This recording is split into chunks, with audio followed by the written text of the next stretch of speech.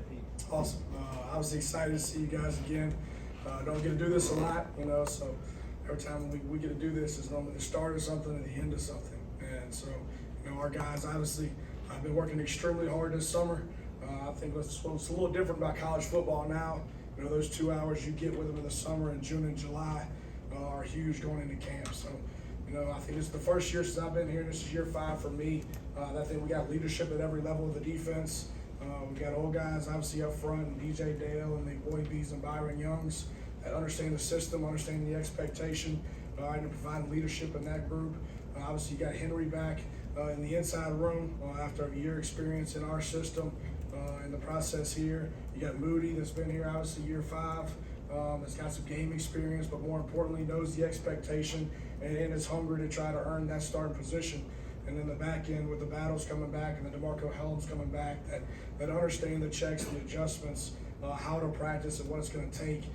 This is the first time I think in 5 years at every level you've got experience coming back. With the addition of that, obviously we've added in some new players, whether it be in transfers or freshmen.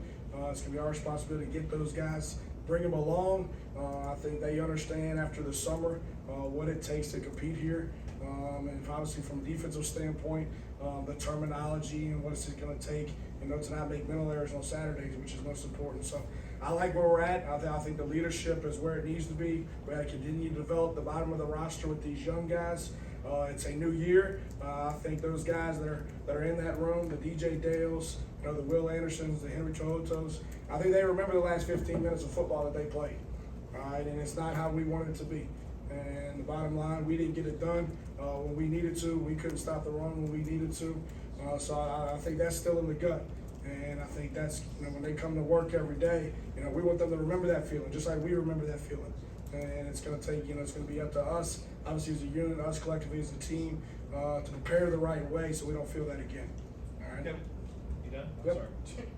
Mike, sorry about that. I just wanted to ask about Jaheim Otis and the weight that he's lost this offseason, and also just in your time around the game, how you've seen the defensive line position evolve physically from maybe some of the bigger guys in the past and what it is now. Absolutely. For Jaheim, obviously he's from Mississippi, so I recruited Jaheim. So to see his transformation over a 4-year period, because Jaheim first came to camp here in 8th grade and got an offer in 8th grade. And obviously you can see spurts on tape throughout his high school career that he could be really special. And then you can see a lot of plays where he's taking a play off. I was like, okay, that's going to get us beat. So the most exciting thing for me, Jaheim, he's always been a great kid. But when he accepted to come to Alabama, he knew what it was going to take. He knew it was going to be hard. He could have gone to a lot of other places where he wasn't asked to do what he's going to be asked to do here. And he knew weight was the biggest thing, and that's what we had to focus on. And that ended up being one of his biggest decisions to come here, was the nutrition, was Miss Amy, and the strength and conditioning, to be able to develop him and get him down to where he needed to be to play good winning football. And he's done an unbelievable job of that. So I'm excited about him. I think collectively as a unit, and I think that's your next question, I think they know what to do. I think it's important to them. I think they're playing hard. Obviously, I think the biggest thing up front is you can't make your own play. I think sometimes at every level we have guys that press, that want to make plays, and in turn you don't do your job, and that's when explosives occur. Whether we're not in our gap, our rush integrity's not right, we get a scramble, they create explosives. So I think we're better as a unit. I think Coach Roach does a good job with that, so we're expecting big things from him. Up front here with Chase.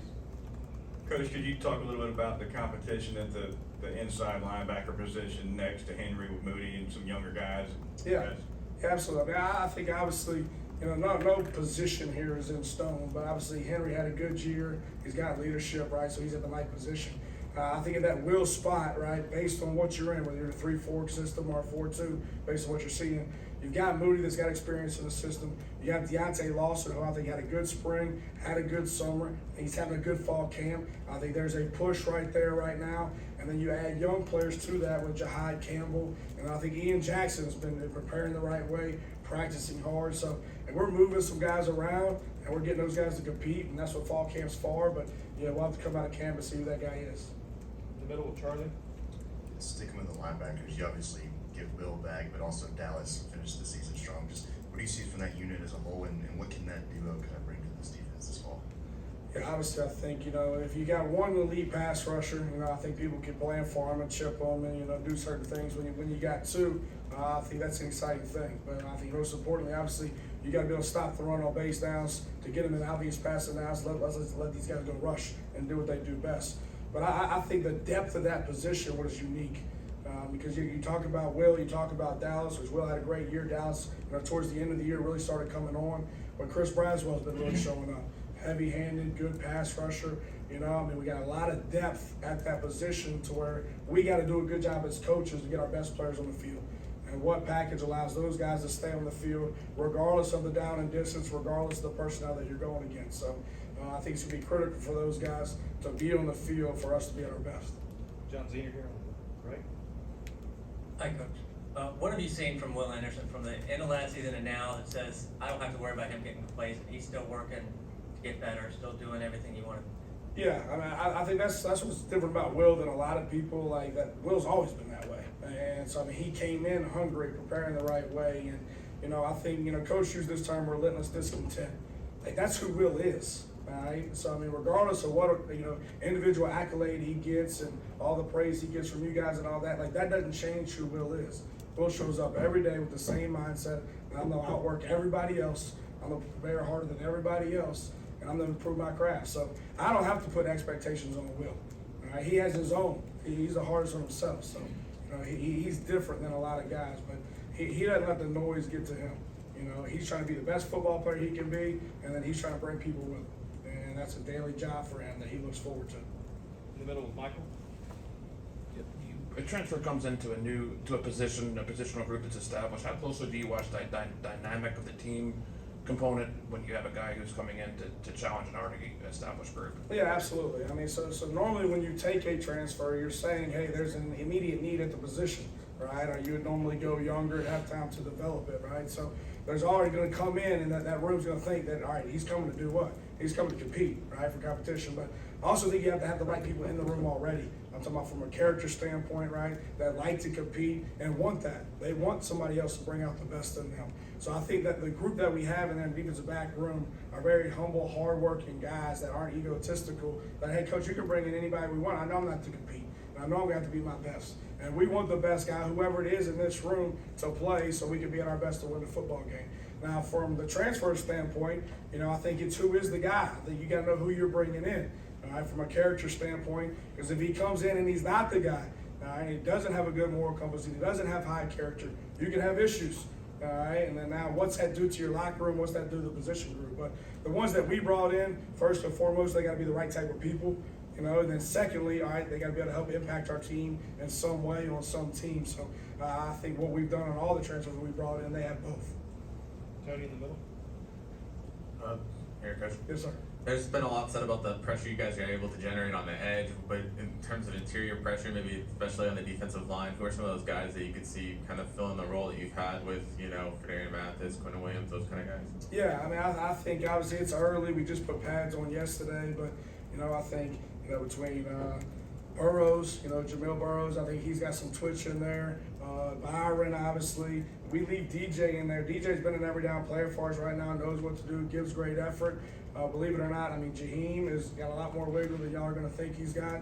All right, so he's a guy internally that if you leave one guy on him, good luck. But we'll package that. Jamarian Latham showed up. We got a lot of guys that would normally be 5 techniques in a 4-2 system. That when you hit the third down, you bump them inside to the 3 techniques, and this goes get those guys one-on-one. But the thing that we've got to do is it doesn't matter on third down if you're gonna rush 4 guys. Who are your 4 best pass rushers? I don't give a shit if you call them outside linebacker, D-line, or inside linebackers. Let's get them 4 guys to rush and put them where we need to put them. And that's what we're going to have to do. In the back with Katie.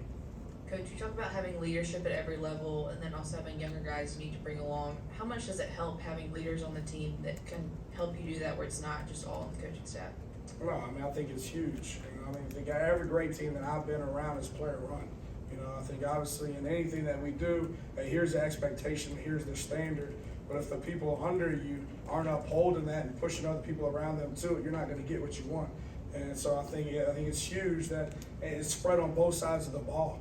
I think a lot of times you see certain teams where it's loaded on one side. I'm not saying from a talent standpoint, I'm saying from a leadership standpoint, and one side slips. So I think this is a unique team to where we've got leadership in the right spots on both sides of the ball that is important to them, and they do it the right way, but they bring people with them. So yeah, it's got to come inside out, not always top down. Up front here. Coach, you had an off-season incident in February. What have you taken away from that, and how have you moved forward from that? Yeah, absolutely. I think anytime you're in a leadership role in anything you do, you got a responsibility.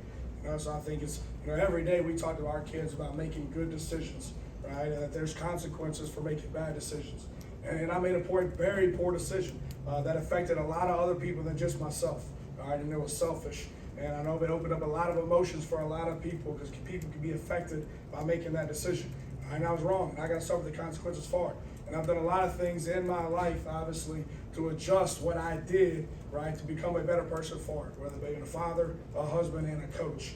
And I think the biggest thing for me, obviously, is like I told the team, I met with them that next day. It's like, look, man, I can tell you anything I want, I got to show you, right? And so to provide that leadership and get the trust back from the team and made a mistake and learn from it and move on. Stay over there with Kerry. Hey, Coach, tell us how things are going at the cornerback competition on both sides, both corners.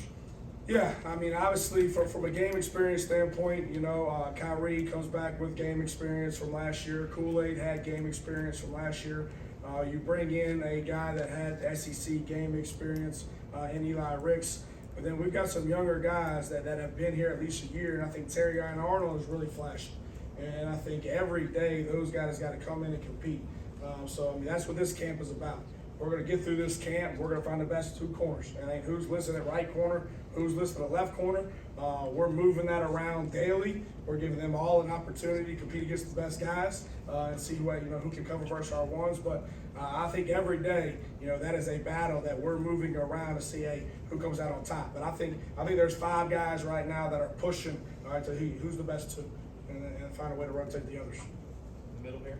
Hey, Coach.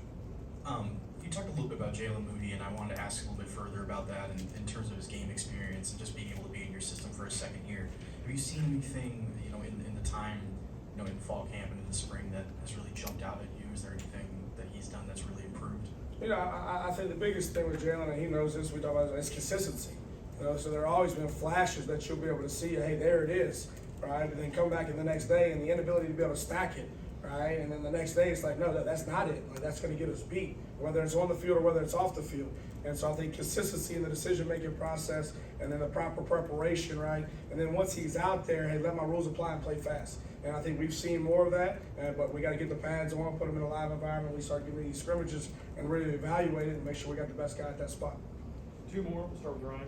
Hey, Coach, I know you're not able to talk about specific recruiting in the current climate, but you're known as a very effective recruiter. What is your approach in that living room to be able to convince a kid to come to Alabama? Hey, I work for the greatest coach of all time at the University of Alabama. What the hell's wrong with you? No, so I mean, I think recruiting has changed a little bit over the years. I think used to, when I was Division II and 1AA, it was about, hey, who had the best relationship, who was willing to outwork everybody else, right? Who's the guy that's going to help them make a decision, or female that's going to help them make the decision, right? And why can we do it better than anybody else, right? Well, it's still like that to some degree for some guys, but for most, let's be honest, it's not, right? Does that make sense? So then at that point, now all they want to know is, hey, what is it in it for me? Right? So, hey, you get to learn under the leadership of the best coach to ever do it. Here's the strength and condition aspect of how we can make you better.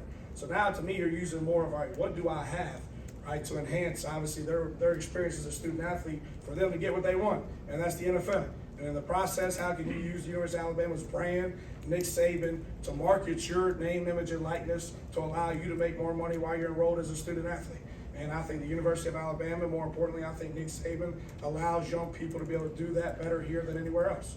And I think so if you got a good product and anything that you do, normally that's easier to sell. Now, you still got to develop a relationship, you still got to identify it right and give them what they need, so that's a piece of it. But to me, I'm who I am, regardless who it is. And, they're either don't like that, they don't. It's my responsibility to provide the information for them. Hopefully we have better stuff than everybody else and they make the best decision for them. So I think God does it for himself. Finish in the back. Hi, Pete. On paper, do you think that this team, this defense specifically, personnel-wise, has the chance to be the best, most talented group you've coached since you've been here at Alabama? Yeah, to be honest with you, I don't look at all that. To be honest with you, I come in every day. How can we improve today?